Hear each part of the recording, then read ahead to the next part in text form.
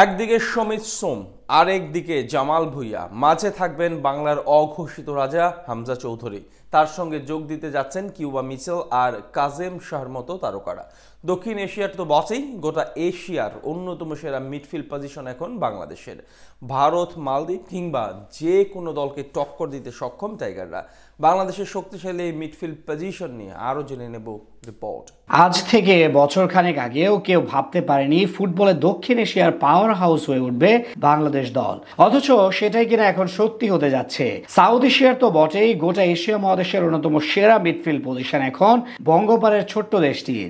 English premier লিগে খেলা হামজা চৌধুরীর আগমনে রাতারাতি যেন পাল্টে গেছে সবকিছু, যেটা স্বীকার করলেন কোচ হাভিয়ের কাব্রেরাও। সকল আধার কাটিয়ে ধীরে ধীরে আশার আলোতে ফিরতে শুরু করেছে দেশের ফুটবল। অতীতের সকল ব্যর্থতা ছাপিয়ে এখন ঊর্ধ্বমুখী ভবিষ্যতের দিকে অগ্রসর হচ্ছে দেশের ফুটবল মহল। বিশেষ করে মধ্যমাঠের দিক থেকে সবাইকে ছাড়িয়ে যেতে শুরু করেছে কাব্রেরা শিষ্যরা।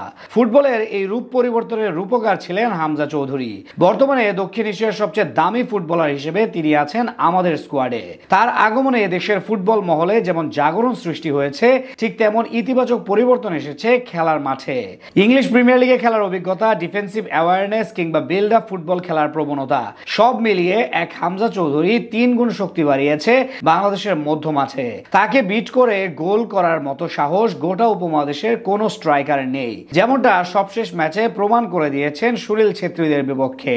এর পরের নামটা হলো সামিত সোম। বাংলাদেশ থেকে র্যাঙ্কিং এ প্রায় 150 ধাপ এগিয়ে থাকা কানাডার মতো দলের ন্যাশনাল টিমে 2টি ম্যাচ খেলেছেন তিনি। এছাড়া সেখানকার শীর্ষ লিগে নিয়মিত পারফর্ম করছেন সামিত। তার সংযোজন নিশ্চিতভাবে দলের পারফরমেন্সের গতি বাড়াবে দ্বিগুণ হারে। তাছাড়া হামজার সঙ্গে যদি সামিত সোম মানিয়ে নিয়ে নিজেদের সেরাটা দিতে পারেন, তাহলে ভারত ও সিঙ্গাপুর তো দূরে থাক, এশিয়ার সেরা দলগুলোকেও হিমশিম খেতে হবে চ্যালেঞ্জ জানাতে, যেমনটা দেখার অপেক্ষায় দেশের কোটি ভক্ত ও সমর্থকরা।